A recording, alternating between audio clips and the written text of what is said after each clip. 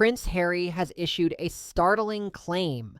According to newly disclosed letters and confidential briefings, his father, King Charles, allegedly knew about the imminent threats Princess Diana faced in Paris, but chose to do nothing to protect her. This bombshell revelation raises unsettling questions about whether Charles' inaction was merely a tragic oversight or something more deliberate. The possibility that such a significant warning was ignored could upend everything we believe about the monarchy's moral compass and sense of responsibility.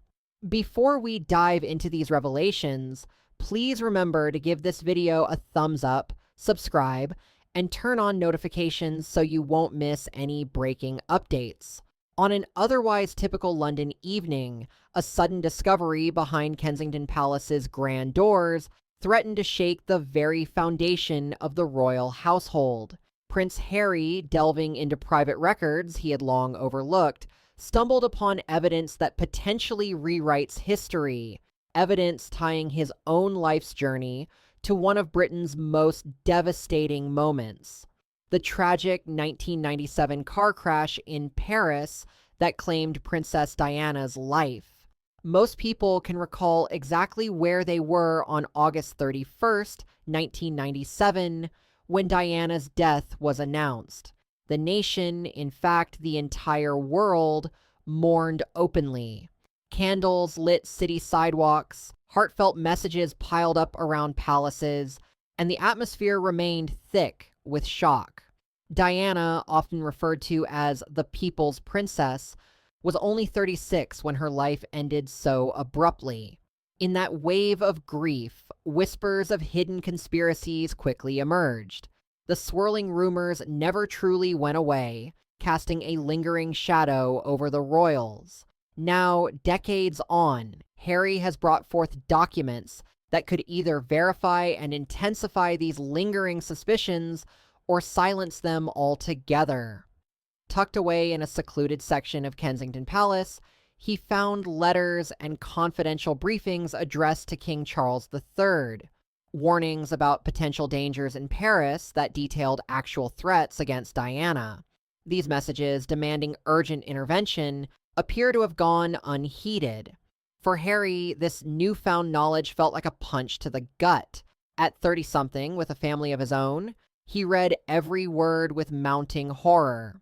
The very notion that his father had been aware of hazards surrounding Diana but chose not to respond became almost too agonizing to consider. Did Charles, in essence, allow events to unfold knowing full well the catastrophic risk? The mere idea ignited feelings of betrayal, devastation, and a rage Harry had never before experienced. Worse still was the possibility that Charles not only failed to act, but might have consciously permitted the tragedy to happen. Holding these incriminating letters, Harry felt compelled to bring the truth to the world's attention. How else could he honor his mother's memory, or live with the knowledge that he was safeguarding the monarchy's image at the expense of justice? He wrestled with fears about the potential fallout. Going public meant risking a full-blown crisis that could permanently fracture the royal family and isolate him even further, especially from his brother William, whom he dearly loved, but from whom he had already become estranged in recent years. On the other hand, he recognized that silence would make him complicit in prolonging a dark secret that had haunted the monarchy for decades. In the weeks that followed, Harry walked a lonely path, grappling internally with these revelations. He had endured gossip, public rebuke, and the emotional distance that accompanied his decision to step back from royal duties. Yet nothing compared to the gravity of what he now held. Palace insiders noticed his troubled state, speculating among themselves about whether he was cracking under royal pressures or whether something far more sinister weighed on him. Only a handful of loyal confidants realized the burden he actually carried, and even they did not grasp its full extent. Finally, after many sleepless nights, Harry made his decision. He knew what he had to do, not for himself, but for his mother, for justice, and for the truth. On a cool, overcast day that matched his somber mood, Prince Harry arranged a confidential meeting with trusted journalists and documentary filmmakers. This was no ordinary interview. It was a carefully planned revelation designed not for sensationalism, but for clarity and accountability. The world needed to hear his story directly, unfiltered, and undeniable. Eventually, Harry resolved to break the silence, spurred not only by personal conscience, but also by his enduring loyalty to Diana's memory. In a discreet setting, he summoned a select group of journalists and documentary filmmakers, intending to speak openly about everything he had uncovered. He was not interested in cheap sensationalism. His goal was to present the facts as he knew them, unvarnished, no matter the consequences for the institution he once vired, and undeniable. When the cameras started rolling, Harry's face showed determination tempered by heartbreak. His gaze seemed to reach through the camera lens, silently imploring viewers to feel the weight of his words. For years, he began in a tone edged with quiet intensity. People have wondered what truly happened that tragic night in Paris, but the reality is far darker than anyone ever imagined. I've uncovered indisputable proof, letters and official briefs confirming my father, King Charles III, was explicitly warned about the hazards threatening my mother. Beneath a dreary sky weighted with ominous clouds, Prince Harry made the choice that would test the British monarchy's resilience and capture global attention. For weeks, he had been caught in a wrenching moral struggle, torn between familial loyalty and the urgent need to expose the truth about Diana's death. Yet, in the end, he opted to speak not as a prince, but as a son whose grief demanded authenticity. He selected a modest, understated venue, far from the regal spectacle of palace halls. The furnishings were minimalist, the lamps gave off a muted glow, and the air around him seemed to thrum with tension. Wearing only a somber blazer and unadorned shirt, Harry faced the cameras, shoulders taut under the weight of the secrets he was about to share. When the camera zoomed in on his face, bearing Diana's unmistakable eyes, it revealed both exhaustion and a near unbreakable resolve. "Good evening," he began softly, each word deliberate. "Tonight, I stand before you not as royalty, but as a son who has spent his entire life grieving, probing, and yearning for clarity about my mother's passing." The simple directness of his statement sent ripples across social platforms and TV broadcasts, fueling a collective anticipation of what revelations might follow. Over the years, conspiracy theories had swirled around Diana's accident, alongside official reports and a storm of tabloid rumor. Yet Harry insisted there had always been a crucial, hidden piece of the puzzle, the deeper layers that palatial spin and official protocols never touched.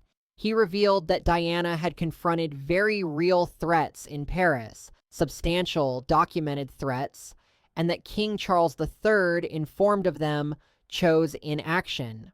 The shockwave from this admission struck like a lightning bolt, rattling news outlets across continents. Within minutes, Harry accuses Charles's banners scrolled across television screens in multiple languages, and social media exploded with arguments and laments. At Buckingham Palace, the monarchy confronted a crisis unlike any other. Senior aides gathered in hushed, frenetic meetings, strategizing how to respond to allegations leveled not just by any insider, but by the king's own son. Outside, the public converged around palace gates, placing flowers and gripping signs demanding a reckoning. The old wounds left by Diana's sudden death, so often concealed behind polished ceremonies, were ripped open in raw, urgent fashion. This was no longer palace drama. It was a global outcry for transparency and accountability. Yet amid the chaos, Harry experienced an unexpected sense of calm. After all his anguish, he finally felt he was acting as Diana would have wished, choosing truth over tradition, honesty over image, and justice over quiet complacency. By doing so, he offered her a devotion that soared beyond any statue or official tribute. When the cameras eventually dimmed and the red recording light went out, Harry exhaled as though a crushing weight had lifted. He understood the firestorm was just beginning. Condemnation, accusations of betrayal, and even personal isolation likely lay ahead. But he was steady, buoyed by a certainty that he was at last honoring the love and values Diana had instilled in him. Outside, the crowd called out her name. Harry stood, squared his shoulders, and prepared to face the torrent that was decades in the making. Confidential memos were submitted directly to my father, King Charles III. These weren't mere status updates, he pressed on, voice carrying newfound conviction. They spelled out specific, imminent threats to my mother, particularly surrounding her time in Paris. In that moment, it felt as though the entire world held its breath. UK broadcasters cut into regular programs with urgent bulletins. Viewers everywhere watched in astonishment. Harry's words weren't merely accusing Charles of carelessness, but calling into question his very moral fiber. Harry emphasized how tangible and explicit these warnings had been, detailing paparazzi aggression, security lapses, and even suspicions of more orchestrated interference. Internal advisors, it seemed, had pushed for swift countermeasures. Still, those pleas had gone unheeded. She was left completely unshielded, Harry whispered, and it cost her everything. A hush descended across households around the globe. Newsrooms flared to life, phones ringing nonstop, with journalists on the hunt for anything that could confirm or refute Harry's bombshell. Some suspected the worst. Had Charles always known? Harry, his eyes burning with sorrow and indignation, continued, "I know how shocking this sounds. Believe me, it devastates me as well. To imagine that my father, her husband, the father to her sons, held critical information about the danger she faced and chose to remain silent is shattering. The letters leave no doubt. My mother was terrified she'd be harmed from within our own circle. Now, at last, the evidence confirms that she was justified." Suddenly, clips from Diana's historic BBC interview, the one where she declared, "I'm seen as a threat," reappeared online, racking up countless views in moments. Her words from that interview, dismissed by some at the time, now seemed painfully prescient, reinforcing the notion that even back then, Diana suspected a peril lurking much closer to home than the public realized. Though Harry was bracing for an onslaught from the palace, he refused to cower. With an air of calm determination, he added, "You may ask why I've waited so long. The simplest answer is this: I couldn't live with it hidden. I owe it to my mother, to her memory, and to the principles she cherished. We cannot move forward if we're anchored by deception." Viewers everywhere sensed the depth of Harry's sincerity. Countless tears were shed as people watched him confront the very institution that shaped him.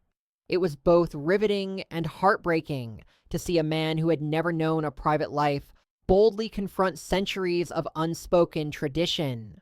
As expected, Buckingham Palace quickly released a curt, dismissive denial. "These claims have no basis," it insisted. "The king profoundly laments the ongoing exploitation of his late wife's tragedy." But this cool statement only seemed to incense the public more. Why was the palace so guarded? Why offer an impersonal dismissal instead of transparency? The chasm between Harry's vulnerability and the monarchy's blunt retort stoked public outrage. Meanwhile, media analysts pored over diaries, older investigative notes, and interviews from decades prior, stitching them together with Harry's new revelations. Was Diana's demise, they asked, not merely tragic, but preventable. Toward the end, Harry delivered a parting declaration with heartfelt conviction. "I speak not to cast blame, but to demand truth. Any institution built on honesty will stand stronger under the weight of transparency. My mother's memory and the countless people she inspired deserve that, and I will never again silence myself." That final statement reverberated around the world, igniting fervent discussions in homes, offices, and on social platforms. Some demanded King Charles be investigated, others grappled with shock, grief, and a faint hope that maybe this time the royal family might finally confront its past. When the broadcast wrapped, Harry sat in heavy silence. Though anxiety churned within him, he felt a renewed sense of calm. With his eyes still shut, Harry braced himself for the inevitable transformation his life, along with the royal family's entire future, would undergo. Despite anticipating intense fallout, he felt a resolute calm. By breaking his silence, he believed he was fulfilling Diana's deepest wish, choosing unvarnished truth over the convenient lie of silence. In the aftermath of his shocking disclosure, Kensington Palace was consumed by a tense quiet that rippled through its hallways like a drawn breath waiting to be released. Curiosity swelled across the globe, and in the days that followed, speculation abounded about the mysterious letters Harry had referenced. What incriminating details did they hold? Why had they remained hidden for so long? Eager minds yearned for clarity, pressing Harry to reveal the contents, origins, and true significance of these elusive documents. These letters had languished, almost forgotten, in a seldom visited, cordoned-off space within Kensington Palace, a small, out-of-the-way chamber rarely entered by anyone. Harry found them by chance on a restless night, when he sought comfort in the familiarity of his mother's former home. Nostalgia drew him through corridors that had long been locked and left undisturbed. Instead of feeling soothed by her lingering presence, he stumbled upon a truth more startling than any memory or heirloom. Concealed behind thick velvet drapes stood a locked cabinet whose presence quietly suggested it contained something of genuine gravity. Its secrecy, tucked away from routine traffic, made it stand out in a place otherwise cluttered with royal relics. Intrigued yet wary, Harry discreetly instructed his personal aide to have the cabinet opened away from prying eyes. When the palace locksmith finally disarmed the ornate lock, Harry returned alone after midnight, acutely aware that he was venturing into untold and potentially dangerous territory. Inside, he found rows of meticulously cataloged papers and sealed envelopes bearing official crests, all stacked in methodical order. His pulse thundered as he leafed through them. Most were routine correspondences, but hidden beneath these ordinary files lay a cluster of hefty folders marked confidential, evidently untouched for ages. He recognized senior staffers and security personnel's handwriting from the late 1990s, and when he read the first letter, dated mere weeks before Diana's fatal accident, he felt a rush of dread. Addressed to King Charles, then Prince of Wales, it warned about Diana's mounting exposure to intrusive press tactics and potential coordinated security breaches. Her Royal Highness is increasingly vulnerable, the memo stated, and heightened protective measures are urgently needed, particularly before her upcoming engagements in Paris. The stark candor of these directives left Harry queasy. Had a critical intervention been possible? As he advanced deeper into the files, he discovered a series of parallel alarms, each echoing the same dire refrain. Diana was vulnerable. Disturbingly, there was no indication that any of these cautions had been heeded or acted upon. His heartbreak only intensified when he encountered a handwritten note from Diana herself, composed only weeks before she died. Addressed directly to Charles, it conveyed both desperation and genuine terror. "Please," she implored, "for the sake of our boys, acknowledge my fears. Paris is especially concerning. I beg you to act now before we lose everything." Harry's hands trembled as he absorbed her final plea for help, pleas that had vanished into some bureaucratic void. Anger and sorrow warred within him. How could Charles, Diana's husband, and the father to her children remain idle in the face of such explicit warnings? The further Harry dove into these folders, the clearer it became that Diana's pleas were neither vague nor paranoid. They were supported by pointed intelligence detailing feasible threats. Several memos from high-level officials named France as a particularly dangerous locale, requiring immediate escalated security. And yet, page after page hinted at the same chilling truth, that no meaningful steps were ever taken to safeguard her. Additionally, certain documents suggested that once Diana passed, palace personnel worked swiftly to suppress or erase the evidence of earlier cautions, whether to protect the institution from scandal or to maintain a carefully managed public narrative. Some directives instructed staff not to speak of prior safety concerns, to keep mention of them out of both internal records and broader public inquiries.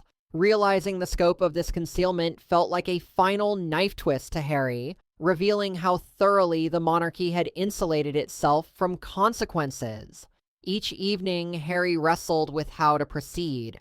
He dreamt of his mother, hearing her pleas for protection, her voice echoing through corridors of memory. Gradually, he arrived at the conviction that these documents could no longer remain buried under a tradition of regal secrecy. Despite the heartbreak it would cause, he coordinated with lawyers, experts, and trusted media figures to authenticate and contextualize every page, ensuring no doubt remained about their veracity. Everything, from the handwriting analyses to the historical stamps, was irrefutable. Armed with that certainty, Harry resolved to share them no matter the personal cost. Other files contained records of conversations among senior palace aides, where Diana's safety concerns were raised time and again. Yet all these warnings appeared to have met the same frustrating fate: ignored. Harry's sense of betrayal grew, intensified by the cold, bureaucratic language that seemed indifferent to Diana's very real fears. Every documented conversation and recommendation made it clear that palace officials and Charles himself had multiple chances to act decisively, but repeatedly chose not to. Within these files, Harry also uncovered evidence that, following Diana's death, palace staff quickly moved to suppress any discussion of the prior warnings. Several letters referenced explicit orders to keep these security briefings confidential, deliberately hidden from public inquiries, and even internal royal archives. It became clear there had been a concerted effort to bury these warnings, to erase any suggestion that Diana's tragic death was anything other than an unavoidable accident. The evidence Harry now held was explosive, directly contradicting decades of official palace narratives that portrayed Diana's death as a mere tragic misfortune, an unpredictable calamity. Instead, the truth he uncovered revealed a far darker reality: negligence, deliberate cover-up, and possibly complicity. As days passed, Harry wrestled privately with what to do next. Night after night, he was haunted by dreams of his mother, her desperate pleas echoing in his mind. Despite his anguish, a growing clarity emerged. These letters had to be revealed. The comfortable silence maintained by the royal institution could no longer go unchallenged. Resolute, Harry enlisted trusted advisors, legal experts, and journalists to independently verify the letters. Each document underwent meticulous scrutiny.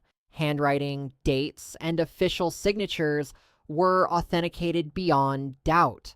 The evidence was genuine, and its implications unavoidable. Following Harry's public disclosure, calls for the full release of the letters intensified.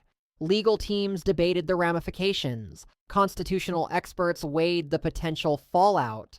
Yet Harry remained steadfast. These letters must be made public transparently, serving as undeniable proof of what truly transpired behind palace walls. No longer were these letters just forgotten stationery sealed in an antique cabinet. They emerged as undeniable emblems of withheld truth, elusive justice, and a monumental failure of leadership. In releasing them to the public, Harry believed he was allowing his mother's voice to resonate anew, her pleas, long muffled by palace secrecy, finally echoing for the entire world to hear. And although he was somber about what he had uncovered, he felt a profound sense of peace. At last, Diana's hidden reality was seeing daylight, opening a new chapter where her memory demanded not just sympathy, but the accountability and reckoning it had always deserved. The global conversation soon turned on a single question. Why, despite such urgent and unmistakable warnings, had no one stepped in to protect her? Harry's evidence plainly showed that King Charles III and those around him had been told of genuine dangers that threatened Diana's life. Still, a deafening silence reigned. To truly understand this silence and its devastating consequences, one must delve deeply into the nature of the warnings themselves.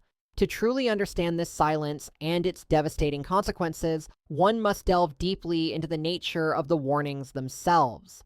The documents Harry uncovered reveal a troubling narrative of systemic failure, marked by numerous missed chances and ignored pleas for help. Spanning several months before Diana's tragic death, each message conveyed a clear and urgent warning, leaving no doubt about the serious threats she faced. Ignoring these alerts was not just negligence, it was a profound breach of duty at the highest levels of authority. According to the files Harry found, the earliest pivotal alarm came from MI 5 months before Diana's fatal trip to Paris. It called attention to disturbing paparazzi aggression, security blind spots, and rumors hinting at possible sabotage.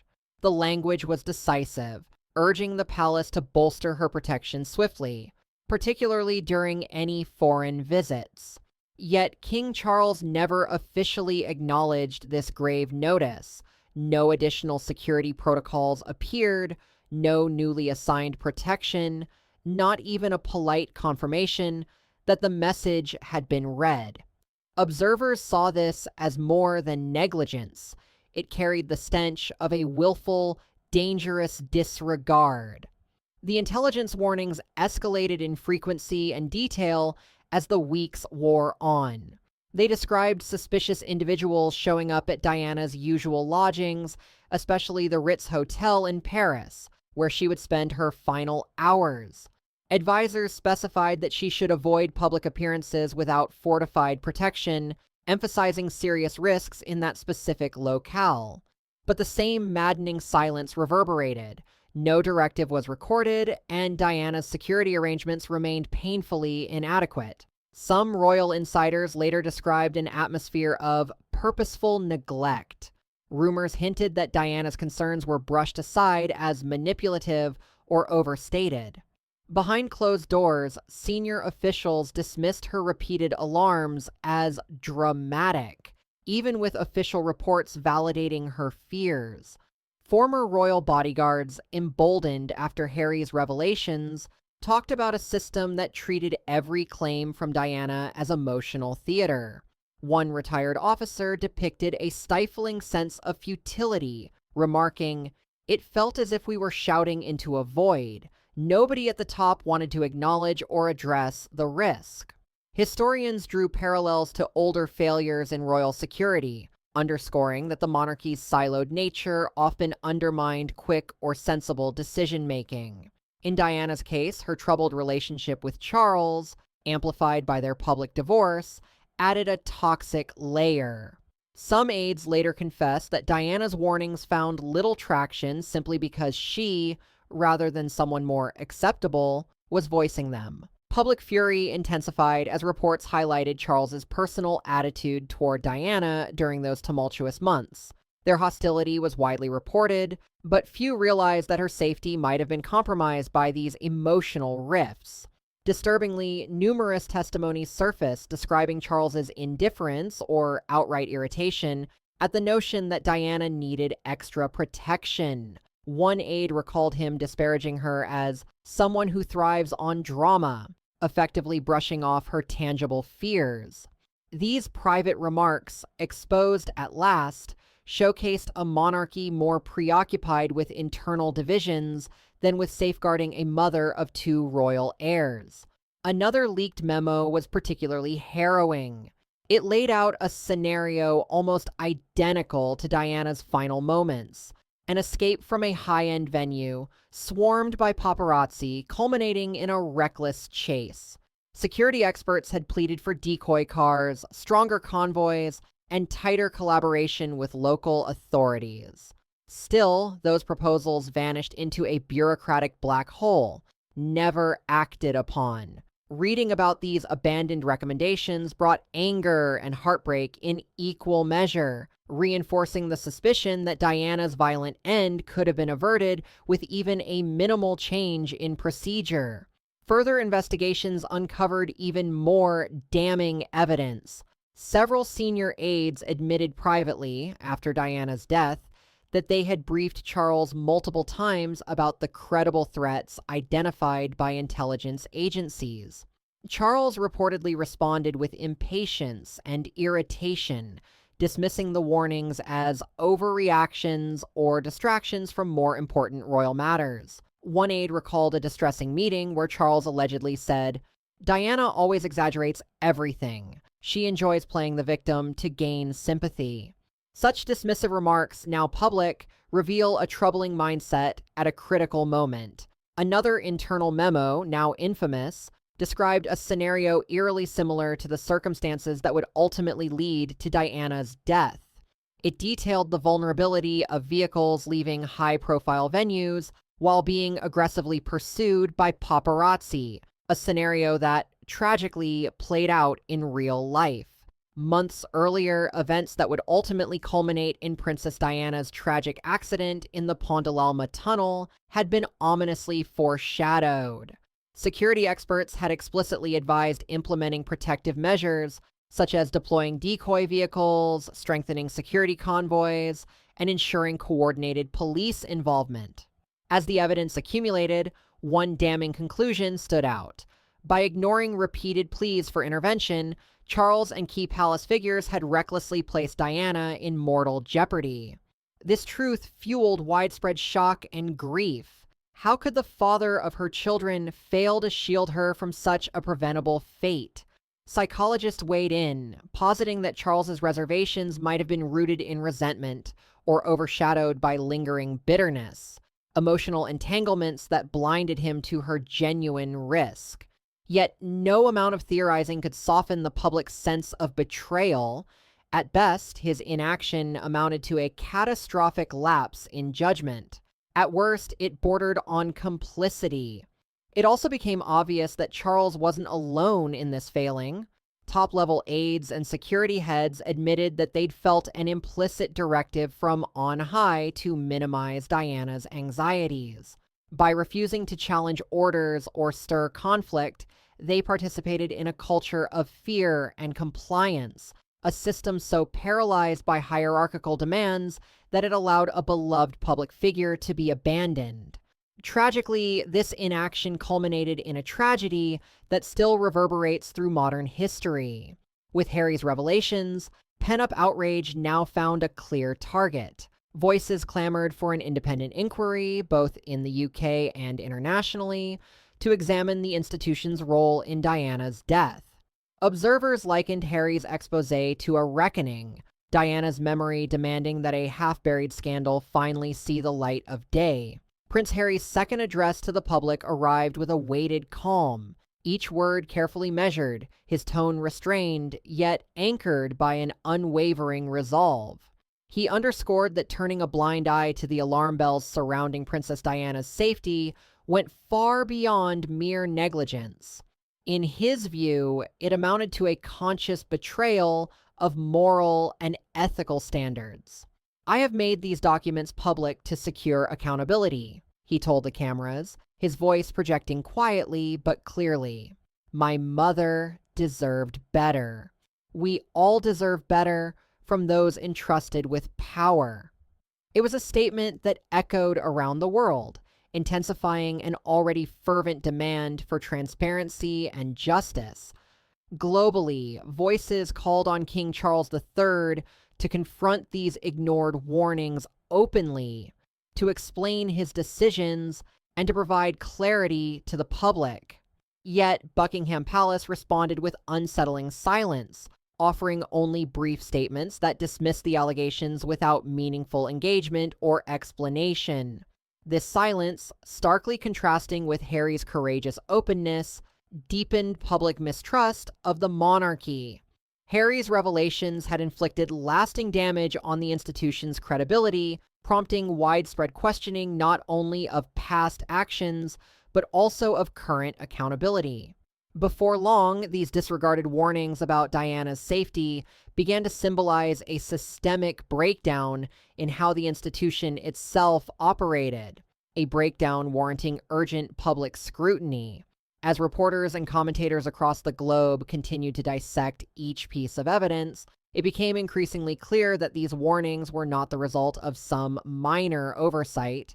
They provided a stark indictment of how top-level officials used their power, or neglected to use it, to protect. The collective verdict resounded. This was a deliberate omission, and the cost was Princess Diana's life. In the wake of that shocking realization, King Charles, at the center of the controversy, faced escalating demands that he address these failings openly and sincerely. Without such direct confrontation, many observers warned, any residual trust in the monarchy might unravel beyond repair. Spurred by the momentum of Harry's revelations, journalists and investigators turned renewed attention to the final days preceding Diana's fatal accident. Studying her emotional state, the relentless intrusions she endured, and the gaping lack of safety measures she faced, they stitched together an increasingly grim portrait of how vulnerable she truly was. Vulnerable enough that her final moments could, in hindsight, look like an avoidable tragedy. In the weeks leading up to her death, Diana presented a picture of outward composure, yet those closest to her noticed unmistakable signs of unease. She acknowledged to confidants that she felt besieged by paparazzi, followed and monitored at nearly every turn. Yet she persisted in her humanitarian outreach. She continued to champion her causes, striving to provide a semblance of normalcy for her two sons. Nevertheless, it was impossible to ignore the extraordinary press fixation that made her relationship with Dodi Al-Fayed a magnet for near-constant scrutiny.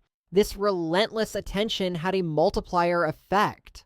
Not only did it compound Diana's emotional burden, but it also rendered her physical surroundings precarious. In late August of 1997, believing she might briefly escape the media's intense gaze, Diana joined Dodi on a lavish yacht owned by his father, Mohammed Al-Fayed. To an outsider, this Mediterranean retreat might have seemed idyllic, but for Diana, any sense of sanctuary was fleeting. Those on board recalled how her eyes often scanned the horizon, scanning for the telltale glint of telephoto lenses, or even more sinister threats. Unsettling anonymous warnings had already reached her staff, suggesting her life was in peril if she proceeded with certain travel plans. These threats, which some might have once dismissed as malicious pranks, now felt disturbingly credible to Diana, a woman haunted by the sense that no one with the power to protect her was truly listening. One of the most chilling incidents took place in Sardinia, mere days before Diana's scheduled journey to Paris. An unidentified caller reached her hotel, ominously predicting Diana would never leave Paris alive. Though initially brushed off by hotel management as a sick joke, the call shook Diana profoundly. She confided in her inner circle that such an overt threat only added to her certainty that serious harm was looming, and that formal pleas for better security had been disregarded by those duty-bound to shield her. Even so, Diana refused to withdraw from her public life.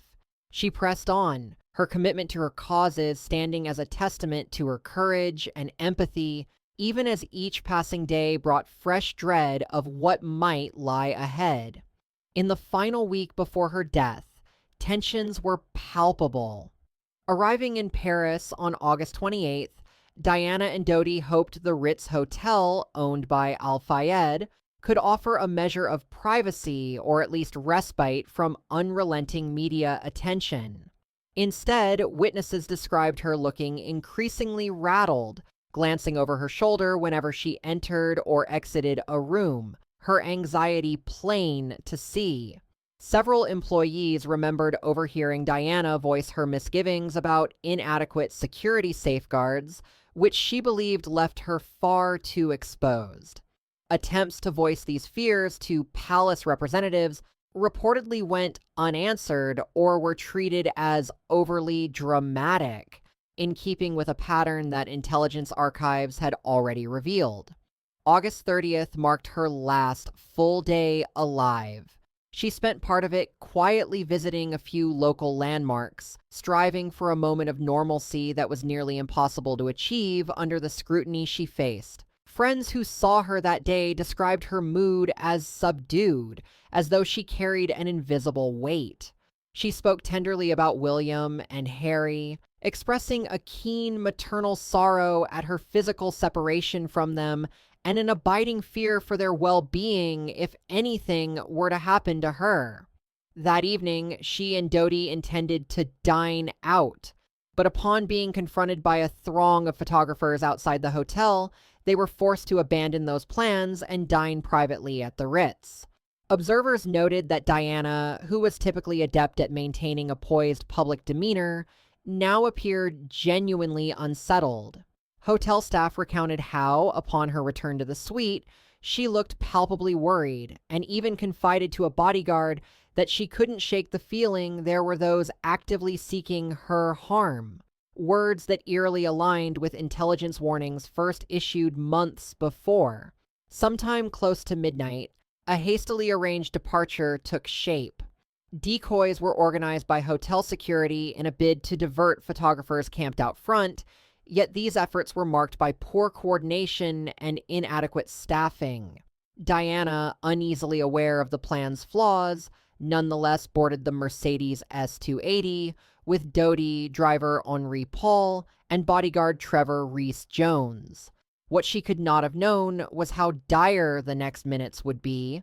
Shortly after they pulled away, paparazzi on motorcycles gave chase through the Paris streets, capturing photos at reckless speeds and pressuring the Mercedes to swerve in frantic maneuvers, uncannily mirroring the very scenario intelligence experts had described in warnings dispatched to the palace and apparently ignored by King Charles and his advisors. Barely half an hour into this terrifying pursuit, the Mercedes careened into the Pont de l'Alma tunnel at dangerously high speed, slamming into a concrete pillar at around 12:23 a.m. Witnesses would later speak of the ear-splitting collision echoing within the tunnel, quickly followed by a shocked hush. In that dreadful silence, punctuated by desperate pleas for help from onlookers, the full magnitude of what Harry's revelations had implied became painfully clear. A chain of negligence, disregard, and missed opportunities had taken a lethal toll. Emergency crews reached the catastrophic scene within moments, only to confront a wreck so severe it defied belief.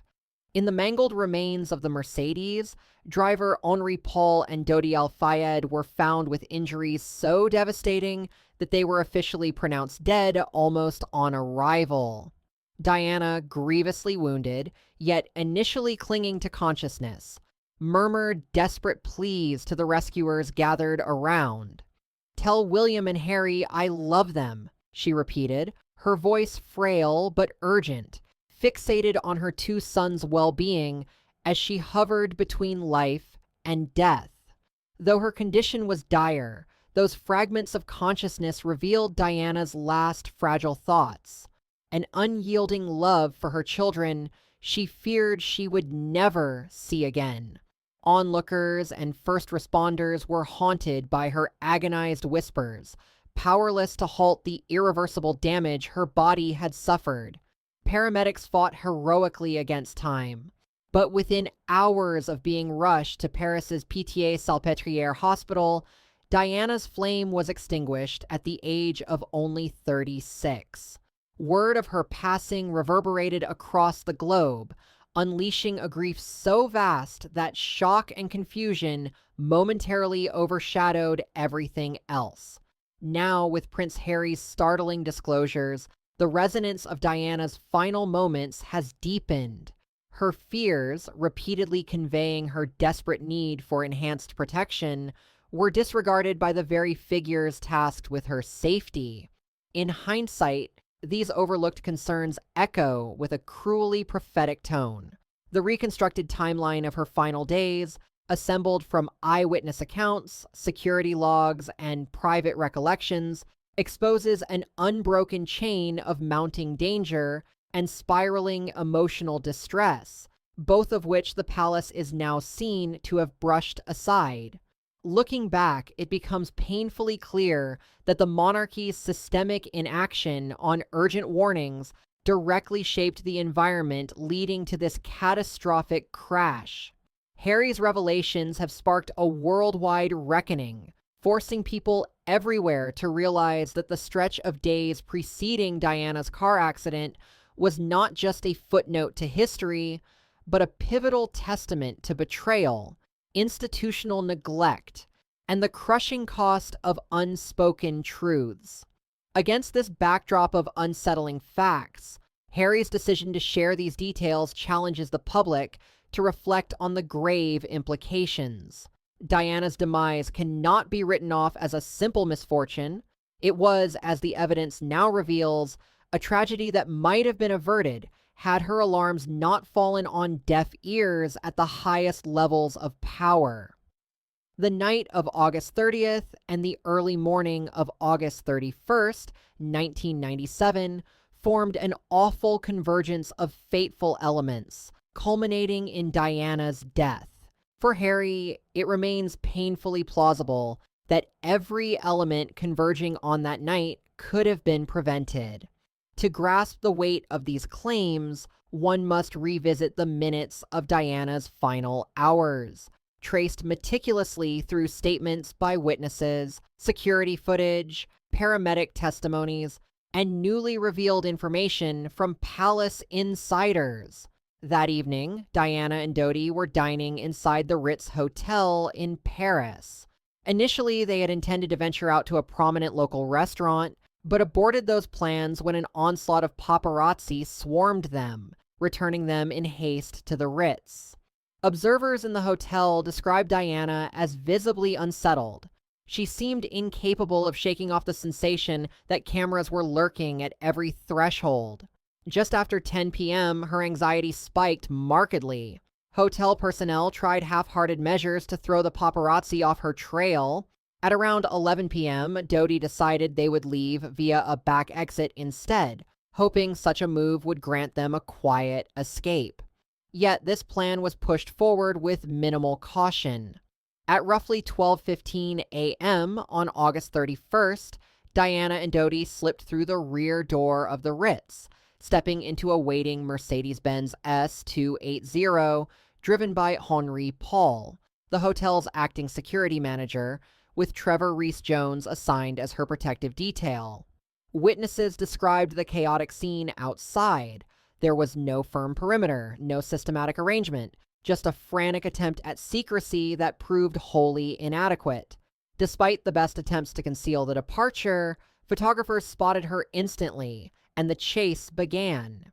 Within moments, a barrage of motorcycles and scooters charged after the Mercedes, each paparazzo desperate for an exclusive snapshot worth a fortune to global tabloids. By 12:19 a.m., the Mercedes was racing through Paris's narrow streets in a frantic effort to lose its pursuers, weaving and speeding in a desperate bid to escape the sea of flashing cameras behind them. At 12:21 a.m., CCTV footage captured the Mercedes tearing across the Place de la Concorde at a perilous pace, the paparazzi's vehicles closing in with unnerving tenacity. Trying to shake them, Henri Paul made sudden lane changes and sped alarmingly. Police later estimated the car had soared well beyond 70 miles per hour, a speed inconceivable for such heavily trafficked urban roads. At 12:23 a.m., the car approached the Pont de l'Alma tunnel, notorious for its tight lanes and abrupt curves. Eyewitnesses attested to a sense of unfolding chaos, with the Mercedes still fleeing its pursuers as it entered the tunnel at frightening velocity. Precisely the kind of catastrophic scenario intelligence experts had outlined in ignored memos directed to King Charles and senior royal officials. Within seconds of entering, the worst happened. Henri Paul lost control, and the sedan rammed headlong into a solid concrete pillar. The sound of metal collapsing on impact reportedly reverberated through the tunnel, jolting bystanders and motorists alike. Twisted and smoking, the Mercedes came to a halt as a mutilated wreck. Those few seconds of collision forever altered history. Immediate chaos ensued.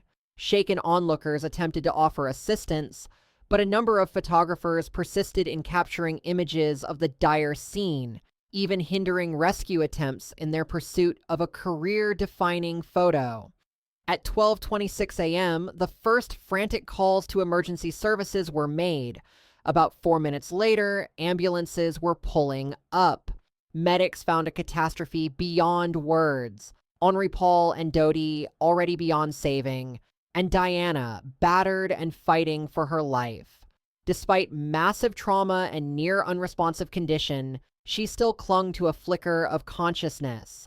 First responders described how she whispered repeatedly about William and Harry, her final pleas echoing the deepest maternal love and heartbreak. Exiting the mangled car in painstaking increments, medical teams worked methodically to keep Diana stable before transferring her into an ambulance at approximately 1 a.m. The ride to Pitié-Salpêtrière Hospital was a race against time, with paramedics racing to counteract her failing vital signs and performing multiple resuscitations along the way. Though they resisted with everything in their arsenal, Diana's condition continued a downward spiral from which she would never recover. Ultimately, hours after being extricated from the wreck, Diana's life slipped away. Emergency surgeons, who had been alerted in advance and made every effort to stand by, had meticulously readied a specialized trauma suite for Diana. The moment they received word of her arrival, just before 2 a.m., they prepared themselves for an immediate, all-out effort to save her life. According to hospital logs, teams of nurses, doctors, and attending specialists were already on standby by the time the ambulance pulled up to the bay doors, the gravity of her condition having been relayed in dire, urgent terms. Once Diana was wheeled into the facility, medical personnel, some of the most experienced in the city, sprang into action with practiced efficiency, rushing her onto an operating table and mobilizing the full resources of the trauma unit. Their primary objective was to address the massive internal bleeding and severe organ damage that, even at a glance, suggested a life-threatening crisis.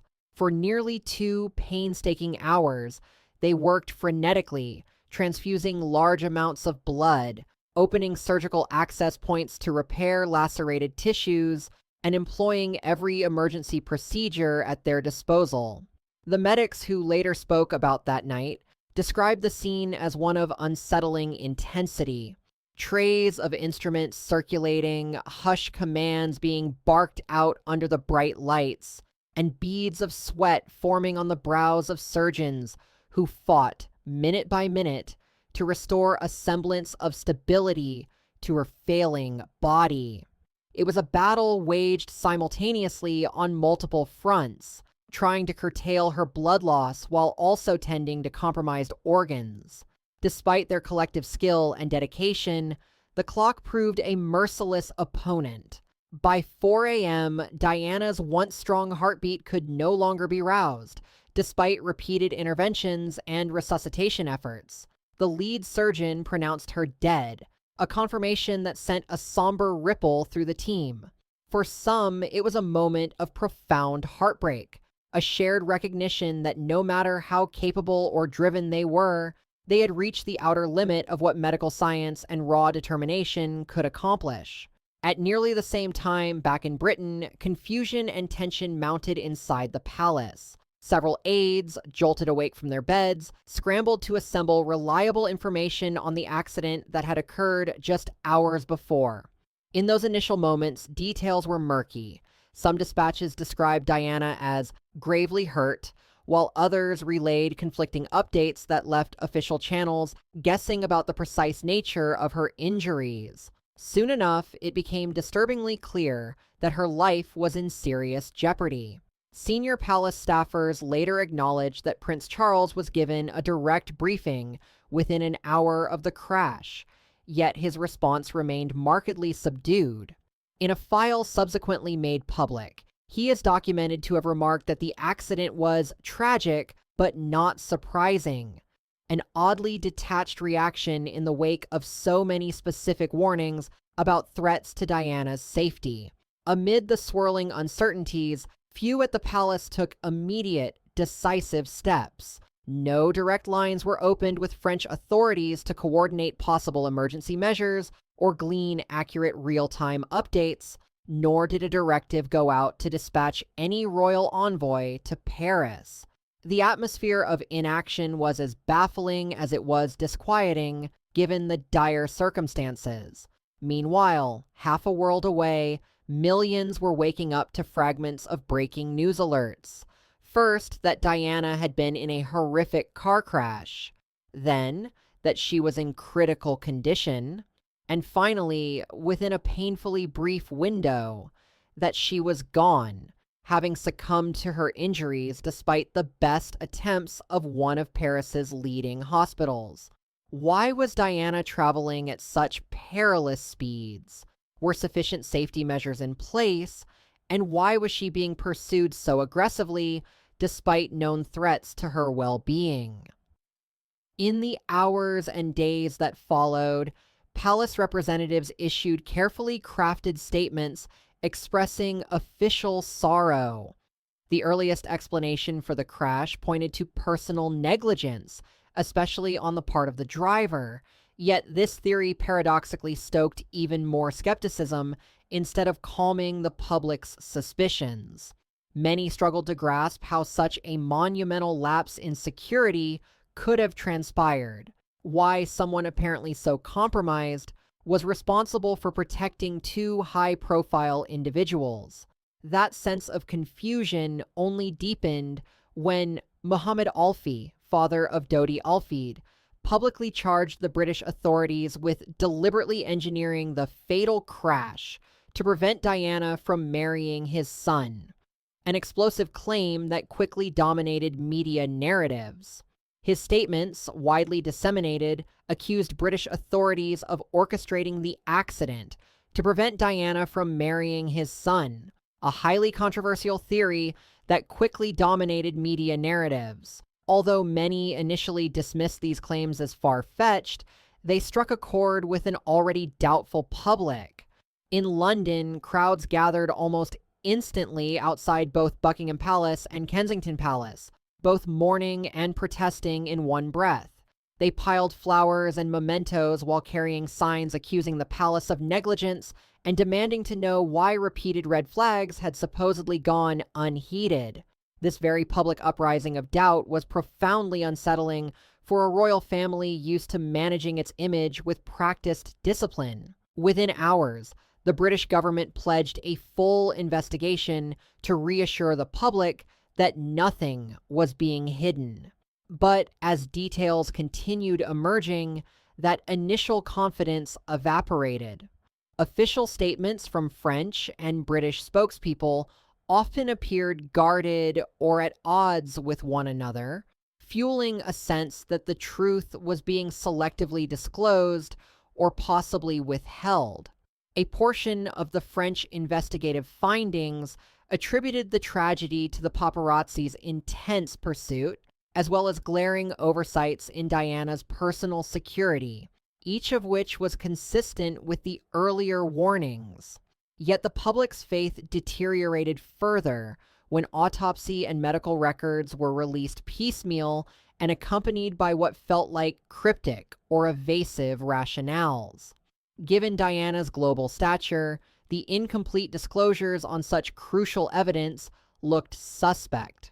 Over time, rumors over Diana's rumored pregnancy and possible plans to marry Dodi Alfeed, as well as speculation regarding the monarchy's alarm at such a union, only fed the idea that powerful forces might have orchestrated her death. Although these allegations were disproven down the line, their popularity demonstrated the profound mistrust in mainstream narratives. Meanwhile, Diana's funeral on September 6, 1997, offered a stark illustration of both the public's grief and its deep-seated doubts. Millions watched as her coffin passed through the streets, with her young sons, Prince William and a heartbroken Prince Harry, walking quietly behind. Harry, at just 12, drew worldwide sympathy as a child who had lost his mother under circumstances that many believed should never have arisen. Even while Diana was laid to rest, speculation over potential security lapses and the monarchy's disregard for intelligence alerts refused to ebb. In the wake of such a relentless media hunt, the first official inquiries steadfastly concluded that the collision resulted exclusively from drunk driving and paparazzi aggression, rejecting the notion that any deeper institutional culpability existed. However, journalists and grieving citizens alike found that assessment narrow and unconvincing. The persistent climate of doubt led to fresh investigations in subsequent years, most notably the Metropolitan Police's Operation Paget in 2004, which examined conspiracy theories and whispers of royal involvement. While its 2006 conclusion again repudiated a grand plot, it did concede that Diana's security arrangements were gravely inadequate, a failing that, in hindsight, dovetailed eerily with the warnings Prince Harry would reveal decades later. By publicly unveiling evidence that acknowledged how clearly and consistently Diana's security had been flagged as dangerously lax, Harry fundamentally altered the historical context. What had once been cast aside as tabloid gossip suddenly bore the weight of documented fact, showing that these warnings had been known but deliberately brushed aside by key royal figures, including Charles himself. In hindsight, that immediate aftermath of Diana's death reads like a dark tableau of betrayed trust. Already aware of the dangers she faced, palace officials nonetheless chose to remain silent, leaving Diana tragically unprotected. Although the inquiries of the time were extensive, they now appear hamstrung by either denial or a reluctance to confront the monarchy's own responsibility. By pulling back the veil, Harry has forced the world to re-examine those dreadful days through an entirely new lens. What if Diana's death was not just an appalling accident, but the ultimate result of administrative stonewalling and catastrophic apathy at the highest levels of British power? And if so, what might that say about the monarchy's commitment to the very people it is supposed to serve? The questions linger, still unanswered, as Diana's memory remains bound to the chilling evidence of official indifference that shadowed her final hours.